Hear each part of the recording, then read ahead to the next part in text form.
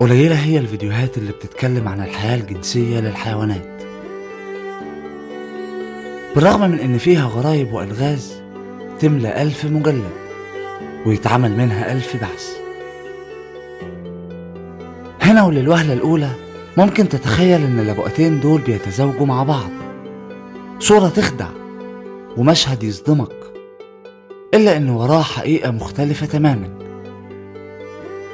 اللبؤة دي يدوب بتحاول تفرض هيمنتها بعد ما زاد عدد اللبؤات في القطيع ل5 لبؤات ووجود ذكر وحيد.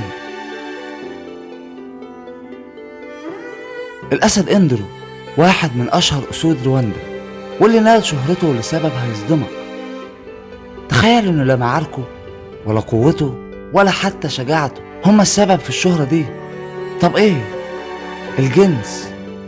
والله زي ما سمعت، الأسد إندرو اتشهر بحكايته مع اللبؤة دي، اللبؤة كوزي، وهي شريكة كفاحه واللي نجح إنه ينجو بيها ويكونوا أكتر من برايد لأكتر من مرة. آخرهم المرة دي لما اجتمع معاها من جديد على كلار رواندا وانضموا لهم 5 لبؤات جدد. وقتها كونوا قطيع من 6 لبؤات بالإضافة للذكر إندرو نفسه. العجيب والمدهش إن يبدو إن غيرة الستات ما طلعتش حصرا لبنات حواء. كوزي اللبؤة بطلة القصة دي لما بدأت تحس بتهديد الزوار الجدد بدأت تتعامل بغرابة شديدة مع كل لبؤات الفخر، زي حركات الهيمنة اللي عملتها واللي ظهرناها في أول الفيديو، واللي بتحاول بيها تلفت نظر إندرو لقوتها الكبيرة. أما اللي عملته مع الأسد إندرو نفسه هو الأهم، وهو اللي كان السبب الحقيقي لشهرة الأسد إندرو. تخيل إن اللبؤة كوزي بدأت تضاعف مرات تزاوجها معاه في اليوم الواحد لرقم مهول. البعض قال 20 والبعض التاني قال 30 وأكتر. ده كله في محاولة منها لفرض هيمنتها بإنجاب أكتر عدد من الأشبال،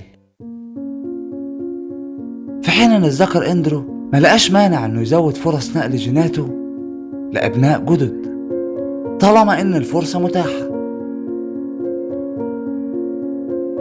لكن السؤال الأهم هو في كائن أصلا في مملكة الحيوان يقدر يجمع إناثه العدد المهول ده في اليوم؟ سامحوني والله، بس ده مش سؤال جنسي أو غير هادف، ده تدبر مننا في قدرات ربنا سبحانه وتعالى في خلقه، قدرات وإمكانيات تعجز عقولنا إنها تتخيل إنها موجودة أصلا في حد، وحقائق مدهشة بنكتشفها يوم بعد التاني، حقائق تستحق مننا التأمل والمتابعة. ولا أنت إيه رأيك؟ هستنى رأيك في التعليقات.